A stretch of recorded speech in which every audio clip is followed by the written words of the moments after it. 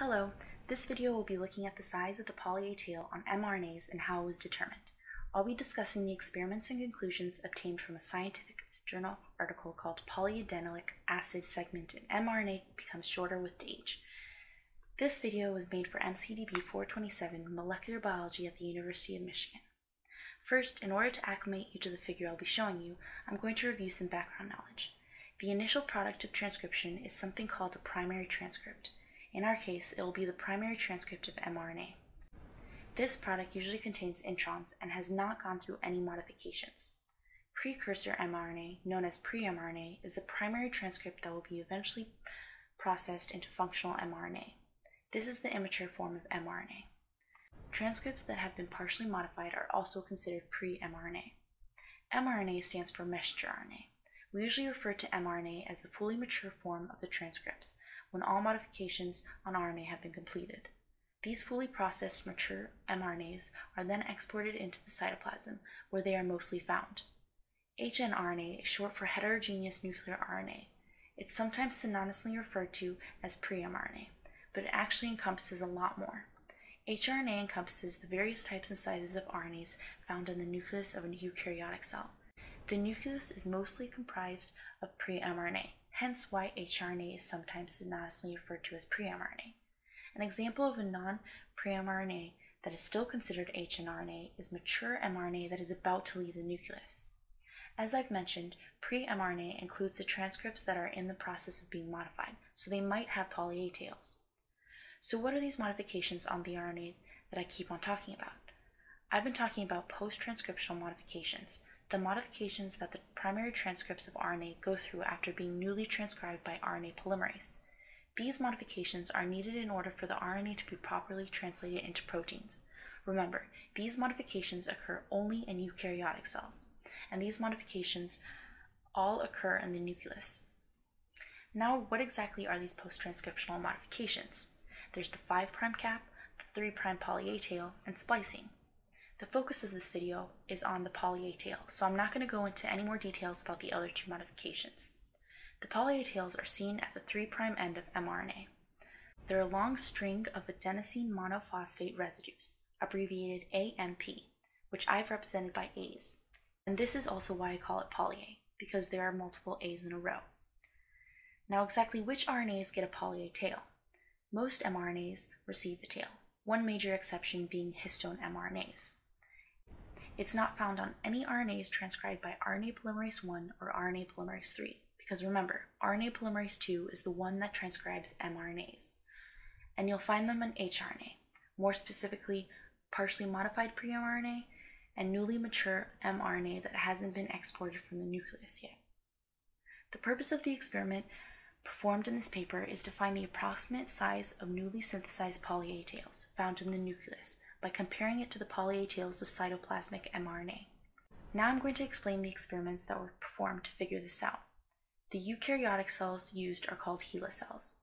Radio-labeled NTPs, aka nucleoside triphosphates, were added to the cell media.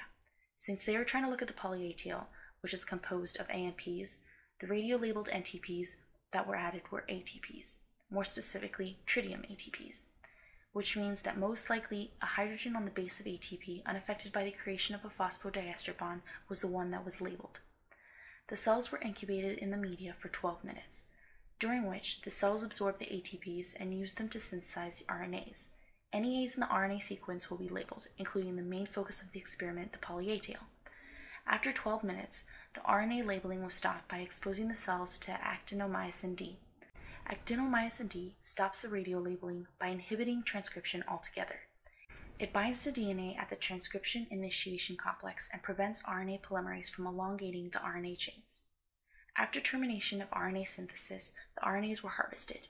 We'll be looking at two different groups of RNAs that contain poly-A tails: hrNAs found in the nucleus and mRNAs found in the cytoplasm. In order to test these two groups of RNAs independently, the nucleus needed to be first separated from the cytoplasm via centrifugation. The RNA was then extracted from each individual cellular compartment. Now the next task is to get rid of the stretches of RNA that aren't the homopolymer A. This is done through digestion by two special RNases, RNase A and RNase T1. RNase A cuts after any uracil and cytosine nucleotides. RNase T1 cuts after any guanine nucleotides. So the chain will be severed after every nucleotide except after A's, meaning the rest of the mRNA is gone. The only thing left will be pairs AU, AC, AG, long strings of A with G, etc., and including the poly-A tail. In order to figure out the size of the tails, there needs to be a molecular weight size marker of a known size that can be run alongside the RNA extracts. For this experiment, 4S tRNA and 5S RNA markers were used. The specific 5S RNA that was used had a known size of 122 nucleosides. The specific 4S tRNA that was used had a known size of 80 nucleotides. These markers were prepared by incubating cells for 4 hours with radio-labeled phosphates. The RNA from these cells was extracted as well. Each RNA extract was run on a gel, side by side each other. Each section of the gel is removed and the sections are sliced at a chosen width. Each individual gel slice is properly prepared for placement in something called a scintillation counter. This instrument measures the amount of radioactivity in each slice, which correlates to the number of radio-labeled AMPs it contains. The measurements obtained from the scintillation counter were graphed together. These measurements is what this figure represents. This label right here for the x-axis should be gel slice, not fraction number. Each point on the graph represents the measurement obtained from a gel slice of the gel that was individually inserted into the counter. More specifically, since we've labeled only AMP residues, the points represent the amount of adenine in each slice. Here's a clear representation of where each gel slice comes from. This is the top of the gel, which would contain the bigger fragments, and corresponds to the left side of the graph. This is the bottom of the gel, which would contain the smaller fragments, and corresponds to the right side of the graph. Note that the really small fragments, like AG pairs, would have migrated off the gel, or at least are not shown in the graph. The blue line represents the slices obtained from the section of the gel with nuclear poly-A fragments. The red line represents those from the cytoplasmic poly-A fragments. As you can see, the markers migrated close to the middle of the gel, and were found in gel slices somewhere between 20 and 40. Each location is marked with an arrow. These markers indicate relatively where 122 and 80 nucleotide size fragments would be. Now to orient you to the y-axis of the graph. First, I want to clarify that this number should be an 8.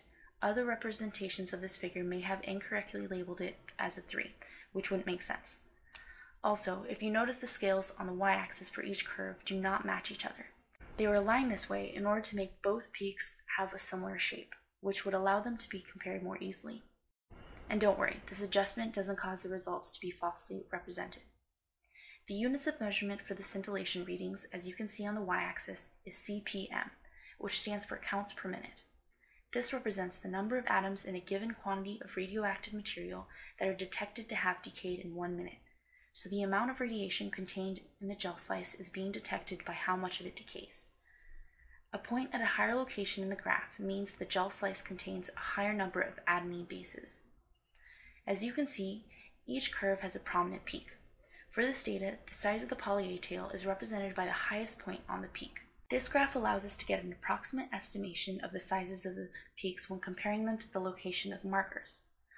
On a side note though, samples migrate on a gel logarithmically. So in reality, in order to get a more accurate estimation of the size, you'd need to graph the measurements on a semi-log plot, which is probably what the researchers did.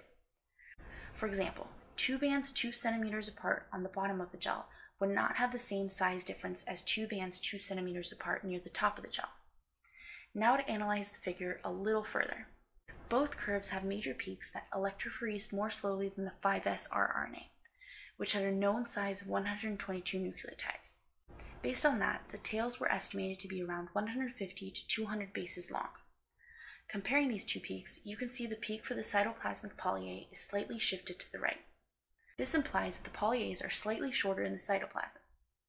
The numbers that they found for the poly-A tail peaks in each part of the cell were 210 nucleotides plus or minus 20 for the nuclear peak, and 190 nucleotides plus or minus 20 for the cytoplasmic peak. Although this difference is not statistically significant, this graph still gives a good idea of what happens to the poly-A tail when it enters the cytoplasm. And later experiments show that the poly-A tail does in fact get shorter when in the cytoplasm due to degradation over time. So considering that, if the incubation time were to be increased, so for example 2 hours instead of 12 minutes, you'd see the peak for the cytoplasmic poly-A shift to the right and increase in width. The increase in width would result from there being a greater number of different lengths of poly-A tails, since all the tails would be at different stages of degradation. On the other hand, the longer incubation time would not affect the peak for the poly-A tails in the nucleus. Another thing to note is that the size of the poly-A tail depends on the RNA.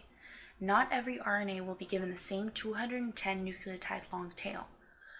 So what this figure shows is the most common size found in mRNA for that particular population of RNA that they evaluated. But this figure does help us understand what the variability between different mRNA tails may be. Looking at the width of the peaks, you can see the peaks are relatively thin, meaning there is less variability. So although newly synthesized mRNA tail sizes differ, they don't seem to differ too much. So in summary, the newly synthesized poly-A tails were found to be about 210 nucleotides long and seem to degrade when inside the cytoplasm. Thank you for watching.